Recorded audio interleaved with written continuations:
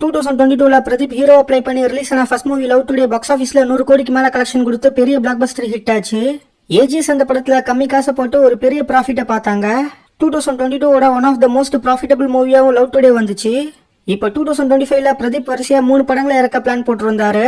அதுல first movie தான் பிப்ரவரியில வந்த டிராகன் எல்லாருக்குமே தெரியும். பாக்ஸ் ஆஃபீஸ்ல 150 கோடிக்கு மேல கலெக்ஷன் கொடுத்து அடிச்சு நொறுக்குச்சு. டிராகனோட தமிழ்நாடு கிராஸ் மட்டுமே அரௌண்ட் 80 crore. இந்த மூவி மூலியமா தெலுங்குலயும் பிரதீப் ஒரு மாசான என்ட்ரி கொடுத்தாரு. டிராகனோட ஆந்திரா தெலுங்கானா கிராஸ் மட்டும் அரௌண்ட் 21 crore. அதே மாதிரி டிராகன் ஓவர்சீஸ்லயும் 35 crores மேல கலெக்ஷன் கொடுத்துச்சு.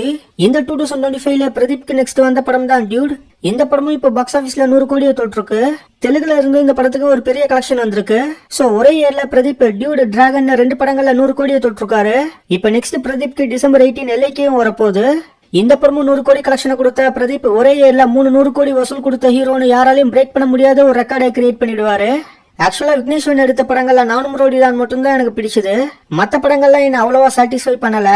ஆனா இந்த படத்துல விக்னேஸ்வரன் மட்டும் இல்லாம பிரதீப், எஸ் ஜே சூர்யா, அனிருத்தோட மியூசிக் கூடவே சயின்ஸ் ஃபிக்ஷன் ரொமான்டிக் காமெடிங்கிற அந்த ஜானரும் கூட வரப்ப கண்டிப்பா இந்த படம் பாக்ஸ் ஆபீஸ்ல சம்பவம் செய்யுங்கிற மாதிரி தான் எனக்கு தோணுது. ஏற்கனவே பிரதீப் ஒரு மினிமம் கேரண்டி ஹீரோவா, ஃபெயிலியரே இல்லாத ஒரு ஹீரோவா மாறிட்டாரு. இந்த எல்லைக்கும் பிரதீப்க்கு சக்சஸ் கொடுத்தா கண்டிப்பா இவரோட மார்க்கெட் வேற லெவலுக்கு போகும். எல்லைக்கும் பிரதீப்க்கு சக்சஸ் கொடுக்குமா கமெண்ட்ல சொல்லுங்க.